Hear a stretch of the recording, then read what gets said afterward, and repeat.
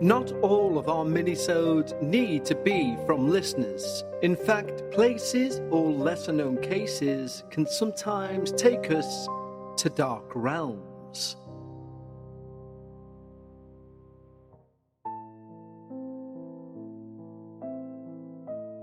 Hello everyone, and welcome to your pre-season episode. Now normally we like to do something a bit different, and what I did wish to happen for this pre-season episode was to do an interview with our local parish priest.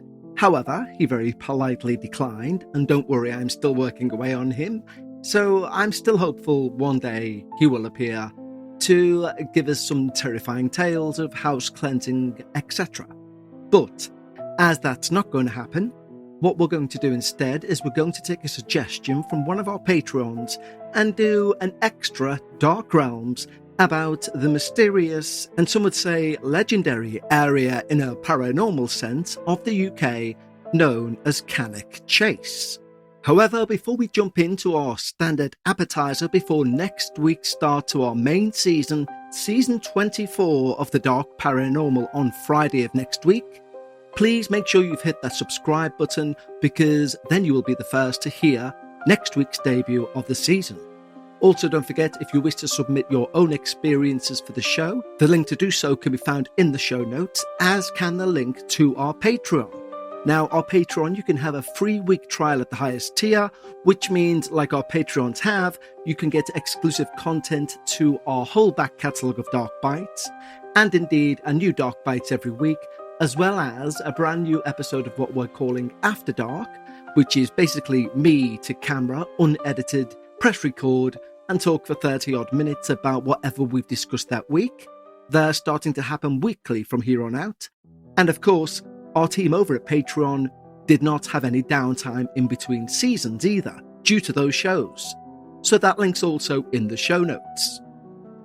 But right now we're going to take a look at one of the most mysterious areas of the UK. And similar to when we looked at the Helen Duncan witch trial, I loved looking at this episode because I thought I knew Cannock Chase. I thought I knew all of the history, etc. And it turns out I maybe knew about 40%. So if, like me, you find out something you didn't know about Cannock Chase, then I know exactly how you feel. So let's jump right into this episode of Dark Realms. Cannock Chase is one of those places where again you need to hold two images in your mind, because Cannock Chase only truly becomes unsettling when both are held as true.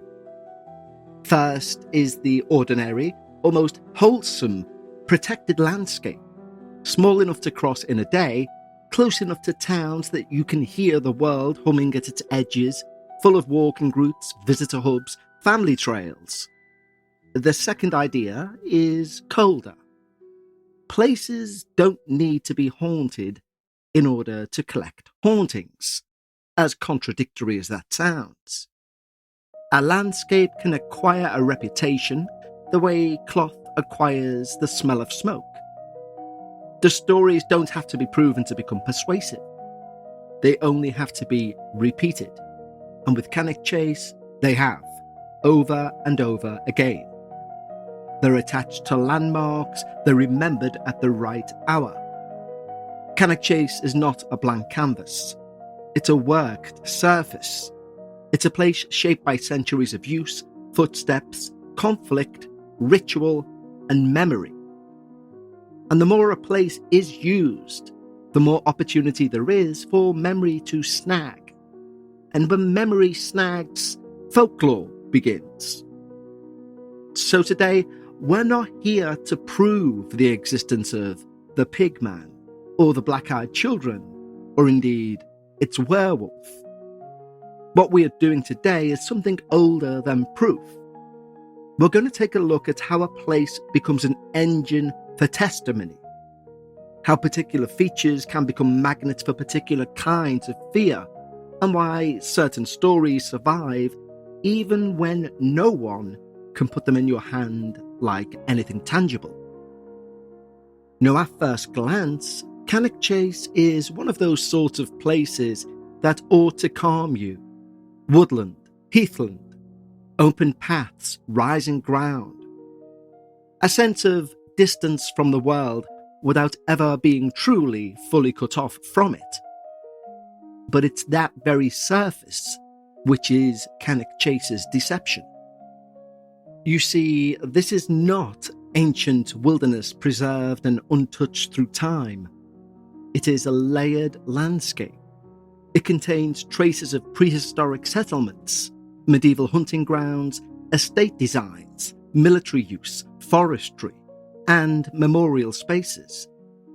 It's been remade again and again, and each time it's remade, it leaves a little something of the former behind. And that matters because layered places rarely feel neutral. Even when people can't explain why a place feels charged, they can't sense that others stood there before them. They feel weight without being able to name the source. Cannock Chase has carried people for centuries. It's held soldiers, walkers, workers, mourners, curious teenagers, ghost hunters, and people who only mean to take a shortcut home. And somewhere along the way, it's acquired the kind of reputation that begins as a murmur and ends up, literally, as front-page news. It ends as a certainty. Not a certainty that the stories are true, but a certainty that this is where such stories belong.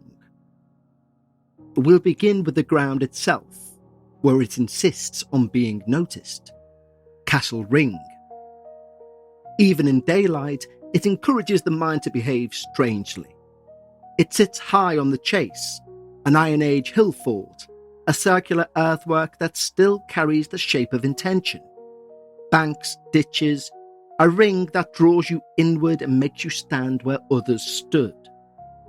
There's something about ancient enclosures that changes how people think. A path through ordinary woodland is one thing. A ring cut into the earth by long dead hands is certainly another. It creates a boundary, even when no physical boundary remains. It suggests that what happened there was deliberate. Castle Ring is not just old, it feels significant, and that feeling is unshakable. Because once a place feels significant, people start assigning what happens around there with explanations and reasons. To view it with some skepticism, it's now when noises become signs, shadows become figures. A silence no longer is just silent, it becomes the aftermath of something.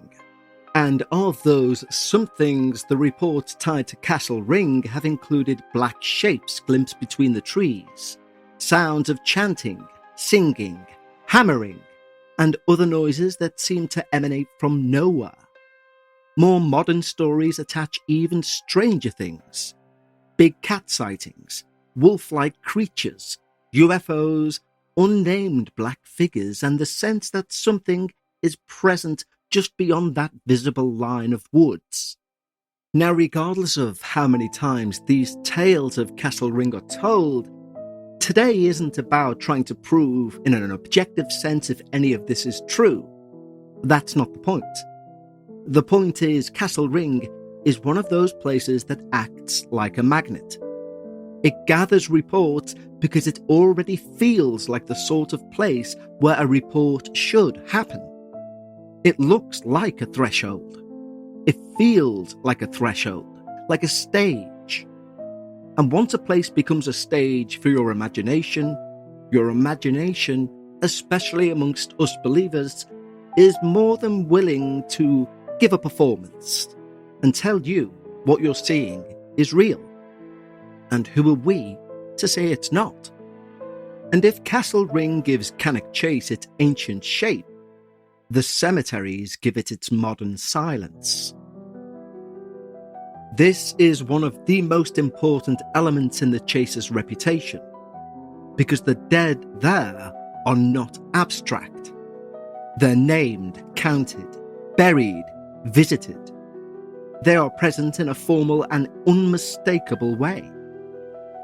The area's wartime history matters enormously. During the First World War, the chase became a huge training ground. Camps, hospitals, movement, wounded men, exhausted men and women preparing to leave England for places many would never return from. The forest that now seems peaceful once held the machinery of preparation for mass death. And ironically, afterwards, it held the dead more literally. The war cemetery and the German military cemetery shift the emotional temperature of the whole landscape. Even people who are not especially sensitive to places will often tell you that cemeteries alter the atmosphere around them. Not because they necessarily believe in ghosts, but because memorial spaces change human behaviour. We lower our voices. We walk more carefully. We feel watched, if even only by history. But that feeling deepens when the dead are tied to war. War cemeteries do not only represent loss, they represent interruption. Youth cut short, messages not delivered, lives stopped mid-sentence. They remind us that thousands of individual endings are gathered and arranged into rows. And on Cannock Chase, those rows exist in an uneasy relationship with the woodland around them. You can move from forest path to memorial silence in a way that feels almost abrupt, theatrical. One moment, the ordinary world. The next, a place designed for memory. It's easy to see how stories can root themselves there.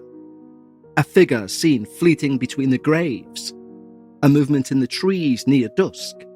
A shape too tall, too fast, too wrong. Even if nothing paranormal ever happened there, it would still be a landscape built to make people feel the edges between presence and absence, between the living and the dead. And now, we'll look why I know about Cannock Chase, and arguably why you know about Cannock Chase. The Black-Eyed Kids.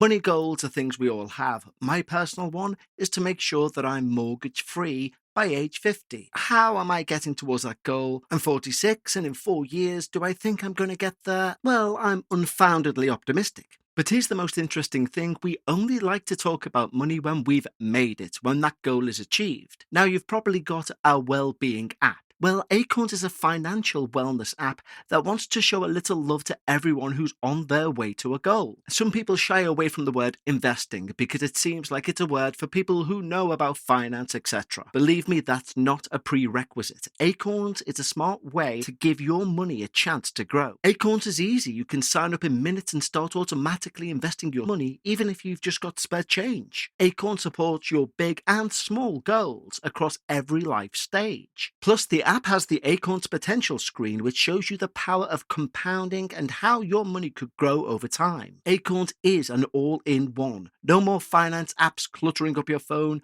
With Acorns, you can invest, save, and give your money a chance to grow in one trusted place. Believe me, I've never seen something like the Acorns Potential screen showing the power of compounding. And even that word, compounding, we all believe that belongs to the ones who work in Wall Street.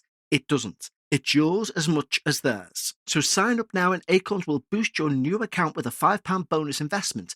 Join the over 14 million all-time customers who already have saved and invested over $27 billion with Acorns. Head to acorns.com/dark paranormal or download the Acorns app to get started. Paid non-client endorsements. Compensation provides incentive to positively promote Acorns. Tier 11 compensation provided. Potential subject to various factors such as customers' accounts, age and investment settings. Does not include Acorns fees. Results do not predict or represent the performance of any Acorns portfolio. Investment results will vary. Investment involves risk. Acorns Advisors LLC and SEC registered investment advisor. View important disclosures at acorns.com/dark paranormal. Spring has landed and we're about to hit summer. It's the time of year that makes me rethink what's in my closet. I'm always trying to keep fewer things but better ones. And that's why I keep coming back to quints, fabrics that feel elevated. Quints makes high quality everyday essentials using premium materials like 100% European linen and their insanely soft flow-knit activewear fabric. The best part is their prices are 50 to 60% less than similar brands. How? Quint works directly with ethical factories and they cut out the middleman, so you're paying for quality, not brand markup.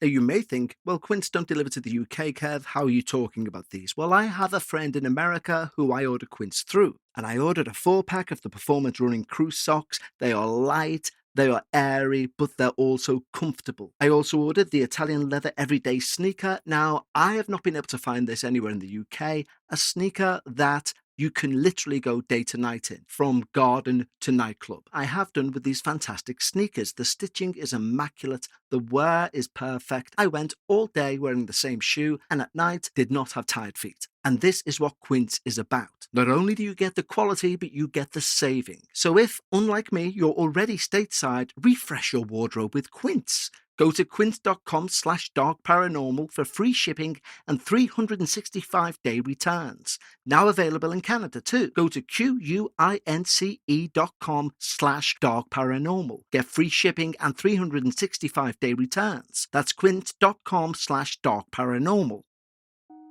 And so we come to one of the most famous modern legends, if not the most, tied to Cannock Chase, the Black-Eyed Child. This is such an effective piece of folklore because it uses one of our deepest instincts against us. A child, alone, in the woods. It triggers a deep concern that we will all have, irrelevant of how we are. A child who seems lost in the woods triggers not only concern, but pity. A child who keeps their face hidden triggers alarm. But a child who looks up and reveals eyes with no white in them at all, well, that changes the emotional register instantly. Your concern becomes revulsion. Protection becomes fear. It's a brilliantly cruel inversion. The Black-Eyed Children, the legend works because it disguises a predatory story as a rescue story. The witness is not being asked whether they can survive an attack. They're being asked whether they can trust their own compassion. And on Cannock Chase, that story found fertile ground and took root. The chase is, after all, a place many families visit. People walk there with their children daily. They expect it to be a safe landscape, or safe enough. And that expectation makes the legend even more effective. The story takes a wholesome environment and twists it. Suddenly, the place where you would normally feel most morally certain becomes a place where doing the decent thing might deliver you into the hands of danger. And that's why the tale of the BEKs, as they're known, clings so hard. It's not just creepy, it's morally unsettling. And because the image is so simple, a child, a pale face, black eyes, it spreads just as simply. It moves through conversations, retellings of second-hand stories, paranormal storytelling sessions, social media posts, whispered recollections from alleged witnesses. Now, whether every version you've ever heard comes from a real witness or not, almost everything becomes irrelevant after a while. That figure is now part of the chaser's imagination. It belongs to Cannock Chase, because enough people have decided that it does. And that's how modern folklore settles. Not all at once, but by repetition, until the story feels older than it really is. We go back maybe 20 years to a point where literally the front page news of a UK paper, the Daily Star, had an image, drawn of course, of a black-eyed child along with one person's recollection of running into one of the alleged many black-eyed children that haunt the chase. And then origin stories get a bit shaky.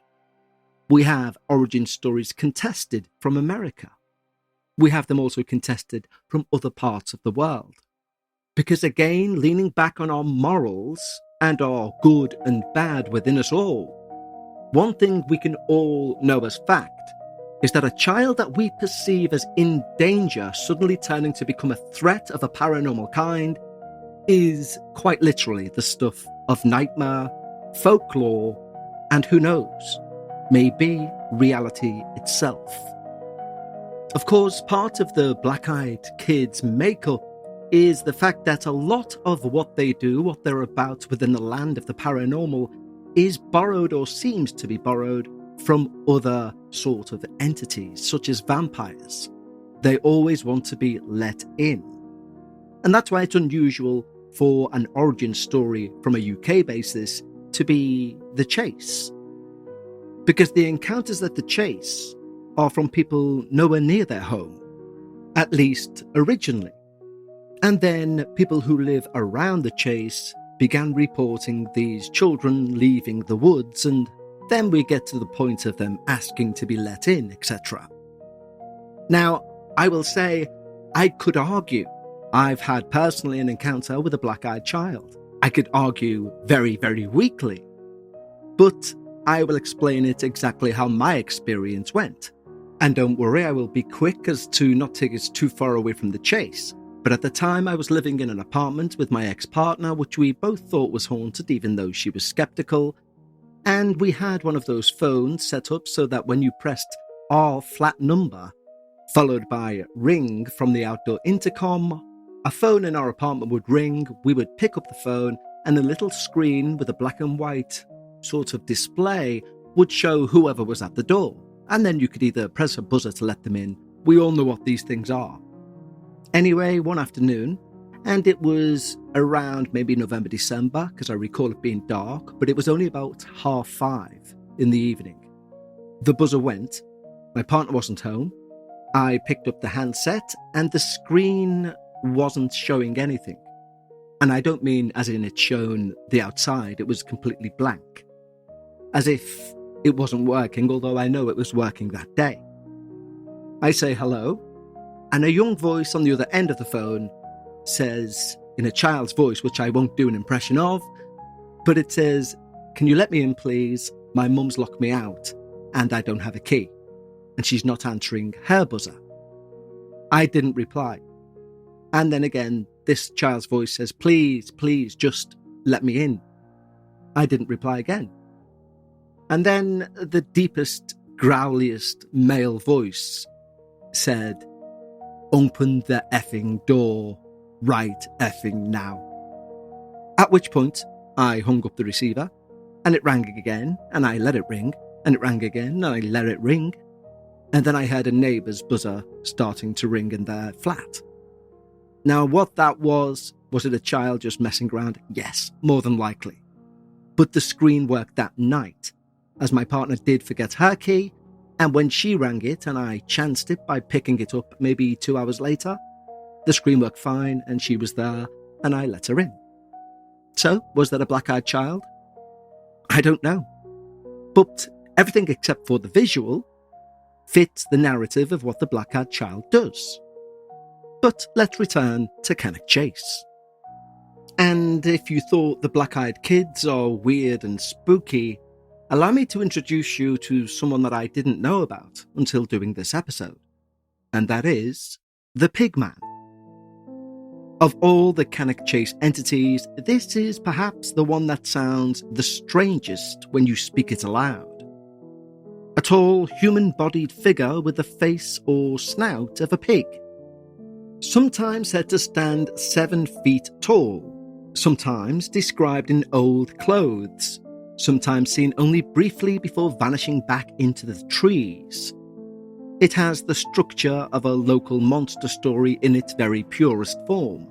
Something half familiar, half wrong, something seen at dusk or near midnight, something that lets the witness first believe they're looking at a man before the shape resolves into something much more creepy.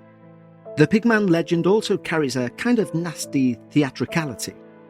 There is often mention of a squealing, of movement in the undergrowth, of a figure waiting at the edge of sight, of a gathering place, a phrase that does a great deal of work because it suggests not just a random encounter, but a destination, a place where something has chosen to be. And that matters because random fear dissipates. Located fear remains.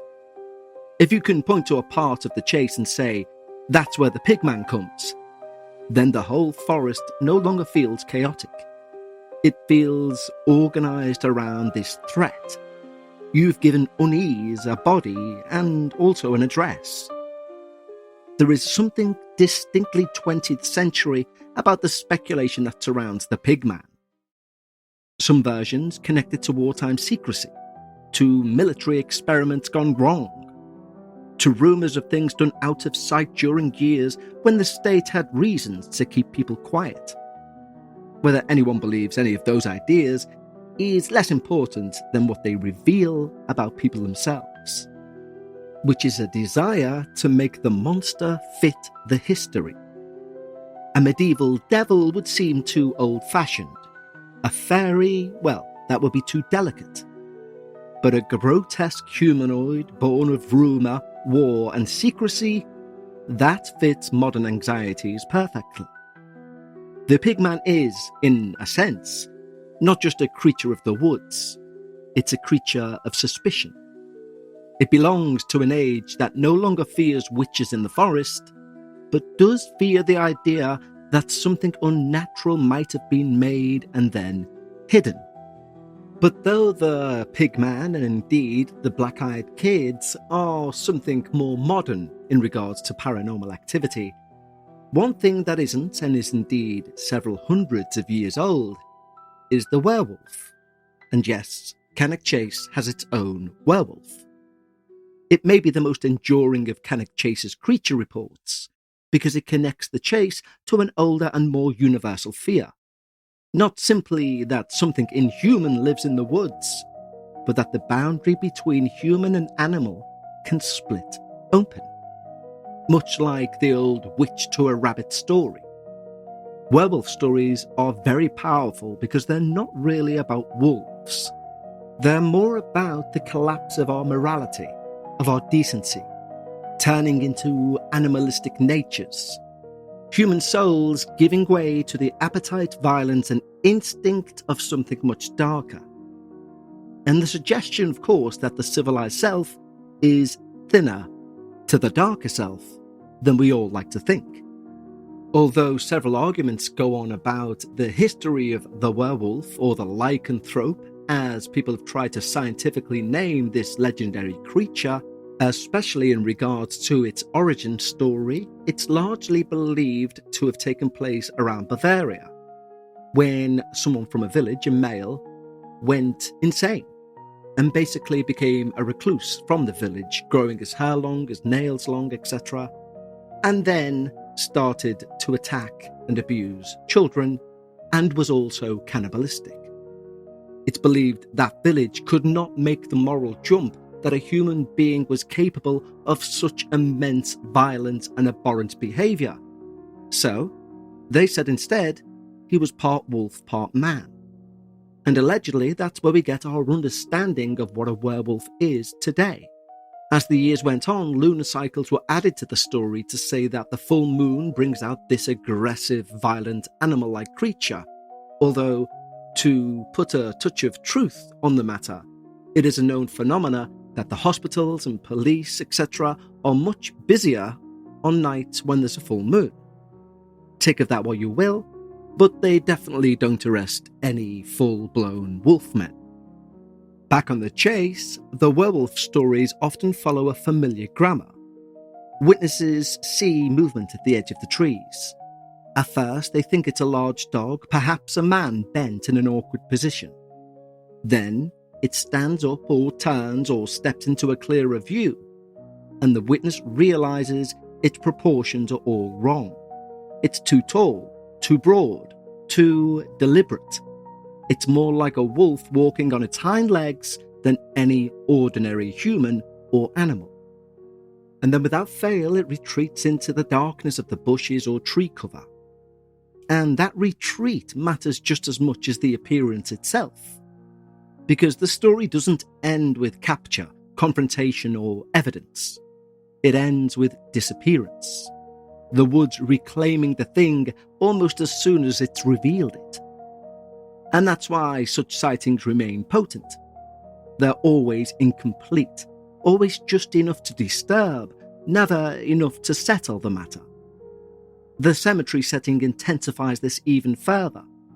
A wolf-like figure seen near graves is far more powerful than the same figure seen in an empty field. It becomes symbolic, whether the witness intends that or not. Death, wildness, memory, the collapse of order, all of it fuses into one image. If that pigman is there and is grotesque and oddly local, the werewolf, obviously, is much older. It's more atypical. Less like a rumour someone invented for a laugh, and more like one of those recurring human nightmares that keep finding new landscapes in which to place themselves. And what better place to place yourself than Cannock Chase, with its trees, its war dead, its history, and its silence? It's the ideal setting. So what are we left with? Well, a place that by day is a place of genuine beauty, the sort of landscape we go to for some peace. We have ancient earthworks that encourage the imagination to see intention in the ground. We have the memorial spaces filled with the dead of war, where silence feels organised and history is literally close enough to touch, and you can feel the emotional loss and sacrifice people gave in such horrible and awful times. And then, of course, we have these apparent dark elemental forces that seem to live within the chase. From a believer's perspective, some demonic entity of its own making, arriving to cause havoc and nightmare. Or from a skeptic's measure, because humans do what we always do and we've figurized images in the darkness. The black-eyed child that turns compassion to danger. A pigman that gives shapeless unease a body. And of course its own werewolf that drags one of humanity's oldest fears into a modern English woodland. Now, we are believers in the paranormal, but we do have to always not only suspend our disbelief, but sometimes, especially when looking at places where it's not just a listener's story, where it's hundreds of people's stories about one particular place, then we definitely need to look at our skeptical side and wonder why such a place can produce these tales. However, one thing about the chase does strike me personally as rather strange. I would understand it if the chase was haunted by your atypical spirits, the woman in white, the headless horseman, etc. A pigman is something rather peculiar. I'm not saying that's a validator, I'm saying it's peculiar. A black-eyed child. It's strange that from the three we've discussed, it's only the werewolf that existed before the last century. And it's also very strange just how many people claim to have had encounters with these two more modern entities. Most definitely for want of a better word. So, Cannock Chase, is it merely a dumping ground for horror stories that may go viral? Or are we missing something completely larger and much more paranormally significant? I'll leave that up to you to decide. And if you've been to the chase and you have any of your own spooky, creepy, even coincidental tales, or should I say, serendipitous tales, i.e. things that have gone on in the chase that are beyond coincidence, then do get in touch. But for now, we leave the dark realm of Cannock Chase, and we look forward to next week's Season 24 debut on Friday. And until then, stay safe and take care.